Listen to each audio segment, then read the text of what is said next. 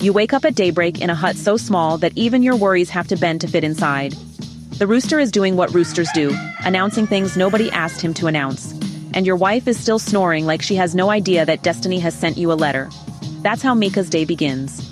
He wakes up and finds Kalara, his wife, still asleep. And he's offended, deeply offended. How can you sleep, he probably thinks, when your husband has been summoned by the Commandant? Summoned, not invited, summoned. They kneel and pray together, because when a white man calls you during colonial times, you don't just go, you pray first.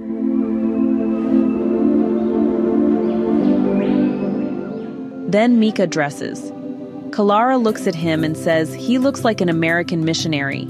That's the highest fashion compliment available in the village. He eats breakfast. Kalara warns him to be careful before the white man. And then he begins the long walk to town. On the way, he does something very spiritual. He stops for Arki. Now, Arki is illegal, banned, distilled in secret.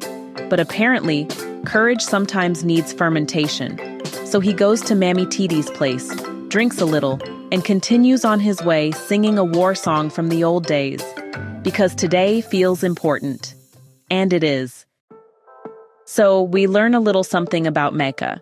He once gave his land to the Catholic mission. Freely. Or, well, freely. He was told it was the will of God, you see. So now he lives in a poor hut, while the mission occupies the land that used to be his. But, that's fine. Because, honestly, something big is happening. Later that day, he returns in a car. In a car, y'all. And he's sitting right beside a white man. The whole village just explodes with excitement. He announces that the great chief of all the white men, from Paris no less, is coming on the 14th of July to give him a medal. A medal! And just like that, Meka becomes a celebrity. Folks start to gather. Even catechist Ignatius Obebe comes around, though he looks just a little bit jealous, if I'm being honest. They gossip, as folks do. They start talking about another catechist who went and seduced the chief's wife. Because, well, no celebration is ever complete without a bit of scandal. I'm just saying. Meanwhile, over in the village of Zourian, well, another drama starts to unfold. Nkolo Mendo arrives, all out of breath and dramatic, telling everyone that soldiers are filling up the roads. Lorries are racing by, and folks start thinking, oh Lord, war must have come back. But actually, nope, not this time. Turns out the chief of the whites is coming down to give Meka a medal. What? Engamba, who happens to be Meka's brother-in-law, is just thrilled. He calls Meka the lucky devil, and right away, he's scheming up ways to benefit from this new connection. Now, we also learn that Engamba is a proud polygamist, 5 wives and counting. Well, at least until the missionaries came around, preaching about Christian marriage. Suddenly, wives started demanding baptism and their freedom. Colonization doesn't just take land, y'all. It rearranges marriages, too. There's even a little flashback here. Kalara was promised to Meka when she was just a baby. That's early childhood betrothal for you. Colonialism might be new around here, but some traditions, well, they're as old as time. Preparations for July 14th kick off in Doom. Soldiers are everywhere. Africans are terrified, thinking, oh no, war has come back again. Monsieur Fouconi is out there, supervising every little thing. Drinks get delivered to the African Community Center, a whitewashed corrugated iron hut, just pretending to be a celebration hall. Meka, he visits the tailor, Ela, worried sick about his jacket. He pays 500 francs. The buttons? Well, they'll be sewn on by Kalara. Because, when history comes calling, you best look sharp.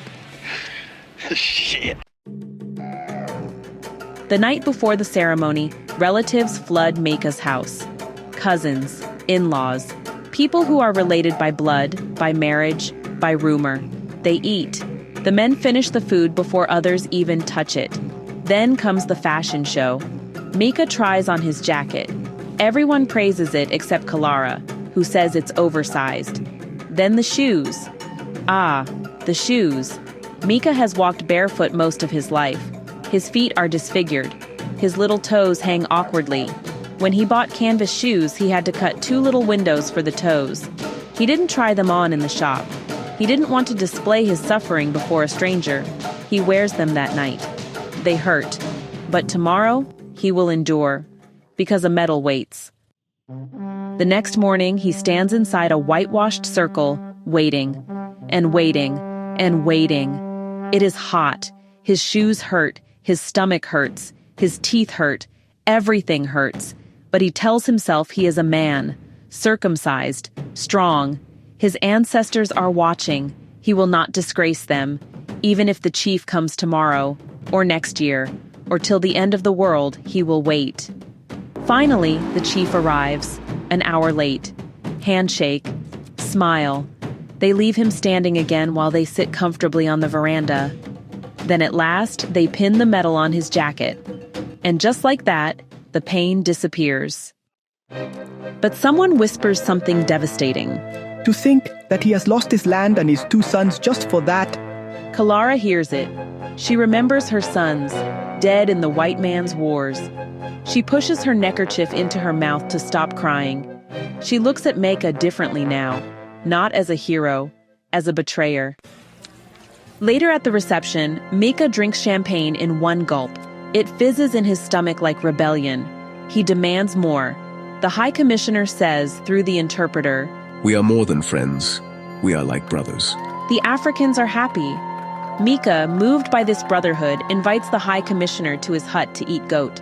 He says, "Ever since the white men came here, he has never known a white man invite a native, or a native invite a white man.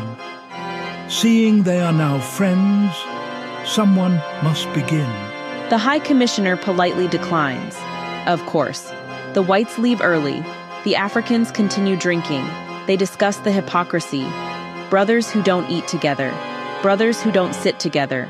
Brothers who don't share plates. Get out of here, man. Meka falls asleep, and then, all of a sudden, a storm erupts. He wakes up, alone. There's rain, thunder, darkness all around. He starts searching for his medal, but it's gone. And, well, that's when the real story begins. He spots torchlight in the distance and feels a wave of relief. Maybe it's help? But no, it's constables.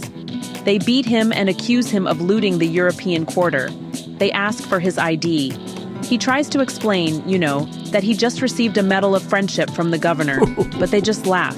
He's charged with loitering with suspicious intent. Damn. In prison, beaten again, he finally says through the interpreter, "Tell him I am a very great fool, who yesterday still believed the white man's friendship."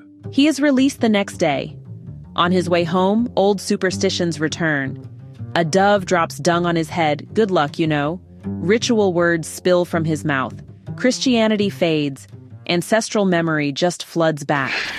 Shit. When he reaches home, the huts are destroyed by the storm. Villagers stare at him. He looks just like a beggar. He tells them what happened. Someone says, Let us praise the Lord. Meka explodes. "Fuck off out of here.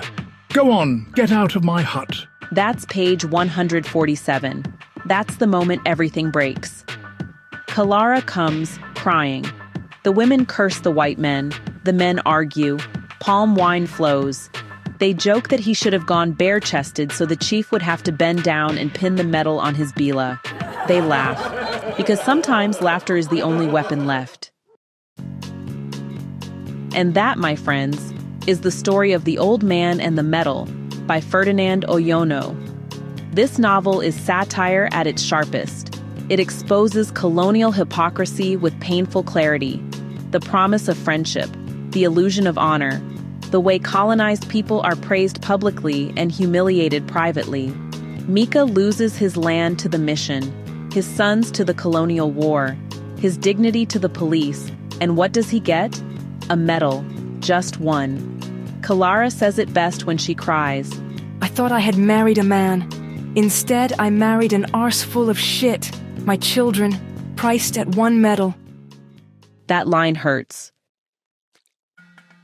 What I love about this book is how Oyono balances humor and tragedy. You laugh at Meka's pride, at the oversized jacket, at the shoes with windows. But by the end, you're not laughing anymore. You're angry. Oyono doesn't preach. He simply shows the absurdity of colonial brotherhood. The Africans are more than friends, yet they cannot sit at the same table. Meka is honored, yet he is beaten like a thief. And that final transformation, when he rejects Christianity and explodes in rage, that's powerful. It shows a man waking up from illusion. If you're interested in African literature that uses satire to dismantle colonial narratives, this book is essential. Ferdinand Oyono, a Cameroonian writer and diplomat, understood colonial administration from the inside, and he used fiction to expose its contradictions with razor-sharp irony. This story is short, but it stays with you. Because sometimes the greatest insult is not violence, it's a medal. Hey, thanks so much for hanging out with me today. If you're interested in diving deeper into this book, I've left some links down in the description. You can use it to grab yourself a copy and keep the adventure going. And if you're in the mood for more great reads, don't go just yet.